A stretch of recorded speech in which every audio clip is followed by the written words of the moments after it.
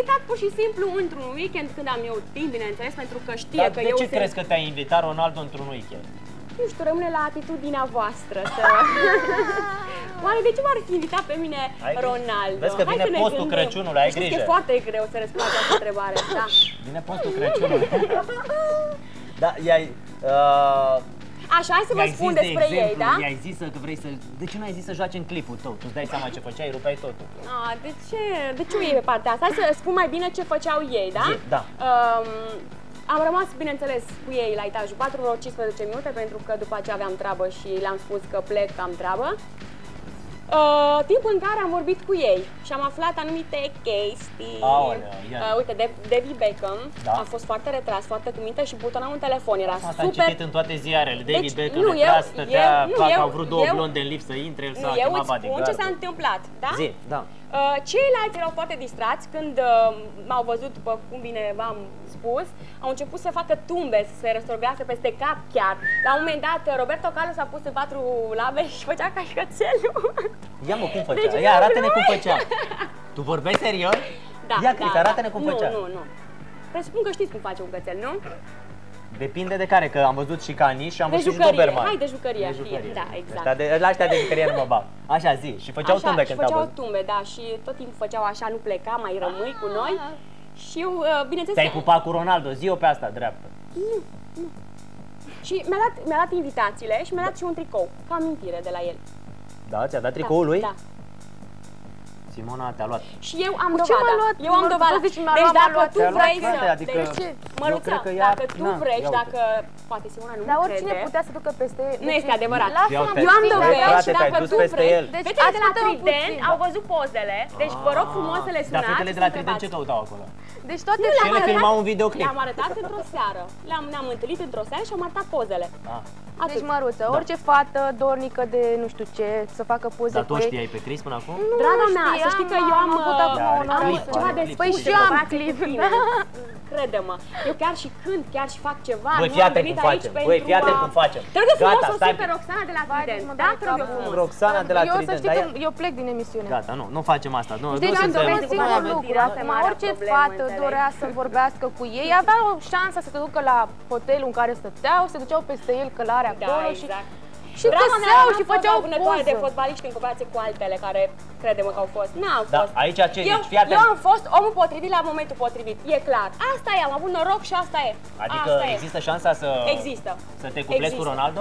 Nu, n-am spus asta. Am spus că a fost omul potrivit la locul potrivit. Există șansa să pleci la el acolo, la Spania, să vizitați, eu știu. Da, există o șansă, bineînțeles. Pentru că m-a invitat și normal. La muzeu, la astea, la... Da, să mergeți să vizităm. Ia-te rog frumos să închizi. O fi Ronaldo. Hai să închidem telefonul. Nu, că nu era Ronaldo, era să-ți încarci cartela telefonică. Da. Spune-ne, e Ronaldo? Da, el e. E Ronaldo? Gândește-te bine. E Roberto Carlos, cred. Ia, mai arătați cadrul, vă rugăm frumos. Deci, da, cred că el e, da, el Roberto Carlos, tu zici că e Ronaldo, Simona? Eu ți-am zis că din poza asta nu pot să-mi dau seama cine e. Să știi că se aseamănă foarte bine Roberto Carlos din poza asta. Dar eu spun că e Roberto Carlos. Deci bagi mâna în foc că e Roberto Carlos? Nu bag mâna în foc, dar așa... Bă, ai dreptate. E chiar Ronaldo, serios. Deci, asta e. Am cam greșit, dar asta nu înseamnă că nu o să Nu mă, e Ronaldo, serios. Deci e chiar Ronaldo. Păi cum mă, Cris, l-ai cunoscut, l-ai văzut acolo și când îți arăt poza, trebuie să-l știi. Nu e vorba de asta, e vorba că, uite, acolo seamănă cu el, da? Acolo e altă poveste, da? Aici să știi că seamănă și cu Roberto Carlos, să știi. Aici nu seamănă, aici este. Aici este, nu? Asta e. Dacă am greșit, îmi pare rău. Nu, n-ai greșit, dar aici este el la ping-pong sau nu? Nu e el, e clar nu e. E Roberto Carlos, cred că, sigur, chiar. Ce mai contează? Important e că nu era el acolo.